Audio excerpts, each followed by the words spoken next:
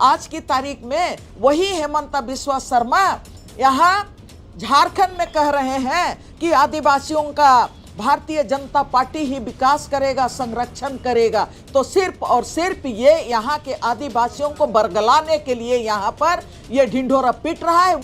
आदिवासी मूलवासी और तमाम जो समुदाय सामाजिक संगठन हैं, उनके गठबंधन को तोड़ने के लिए ही हेमंत बिस्वा शर्मा ये बार बार बोल रहे हैं कि भारतीय जनता पार्टी ही यहाँ के आदिवासियों का हित की रक्षा कर सकती है। हेमंत बिस्वा शर्मा ये बार बार बोल रहे हैं कि भारतीय जनता पार्टी ही यहाँ के आदिवासियों का हित की रक्षा कर सकती है।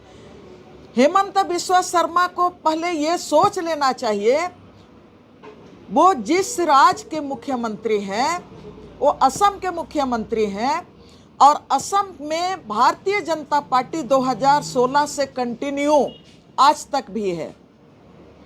और ये भारतीय जनता पार्टी असम के आदिवासियों के लिए हित की बात, कौन सा हित का काम किया? असम में झारखंड के आदिवासी ही देश विकास के नाम पर अंग्रेजों ने लेके गया था सड़क बनाने के लिए, आपका रेलवे लाइन बनाने के लिए, चाय बागान में काम करने के लिए। आज की तारीख में जो 1800 के दशक में आदिवासियों को ले जाया गया था असम के चाय बागान में, आज लगभग आपका 80,000 से 1 करोड़ तक की आबादी असम के आदिवासियों की है। लेकिन हेमंत बिस्वा शर्मा असम के आदिवासियों को आदिवासी स्टेटस नहीं दिला सके। आज भी वो टी ट्राइब के नाम पर उनको पुकारते हैं।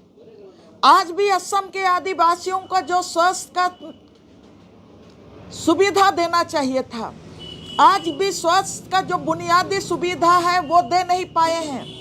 शिक्षा के लिए जब मानव विकास की बात करते हैं, राज्य विकास की बात करते हैं, देश विकास की बात करते हैं, तो आपको हर राज्य के लिए आपका मानव जो मेन पावर को सशक्त बनाने की जरूरत होती है। तो असम के जो 80 लाख आदिवासी हैं, जो आपका 800 बड़े कंपनियों में, बड़े चाय बागानों में काम कर रहे हैं और 1000 से ज़्यादा छोटे चाय बागानों में काम कर रहे हैं, उनके स्वास्थ्य की स्थिति पूरी तरह से, उनका जो हाल है बदहाल है।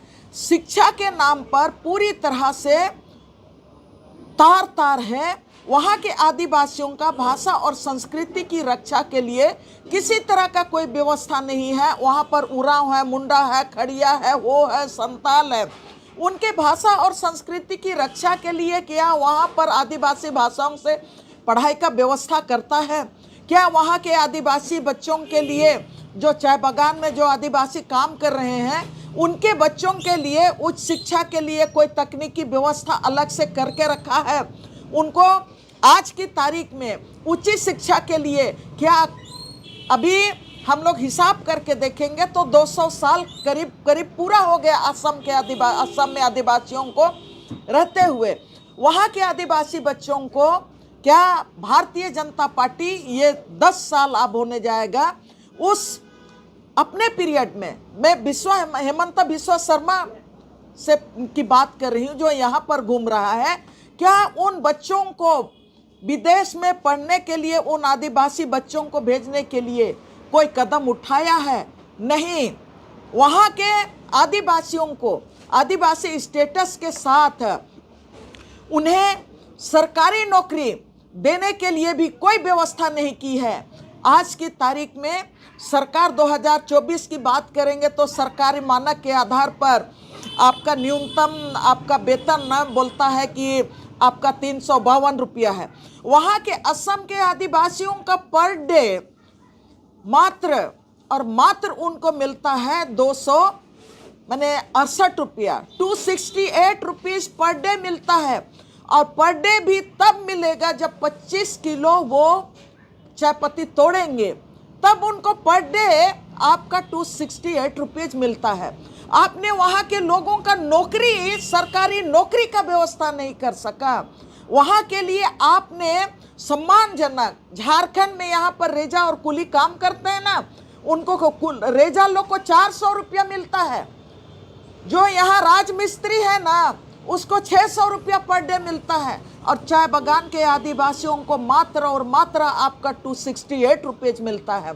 राशन में भी वही राशन मिलता है जो निम्न स्तर का है, और उनको आज तक सही ढंग का रहने के लिए घर नहीं मुहैया करा सका।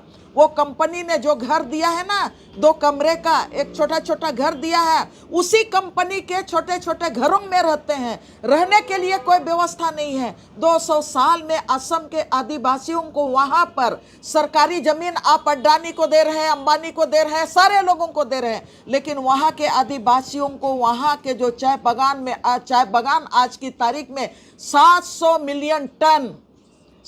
मिलियन टन वहां से चाय पत्ती उत्पादन होता है, और वहां से 3,000 करोड़ आपका मुनाफा कमाता है। वहां के आदिवासियों का एक वेतन है आपका 268 रुपीज। आप उनको घर भी नहीं मुहैया करा सके, उनको एजुकेशन मुहैया नहीं करा सके, उनके लिए सही तरीके स्वास्थ्य के लिए कोई भी आप माने उनके लिए स्पेशल व्यवस्था नहीं करा सके।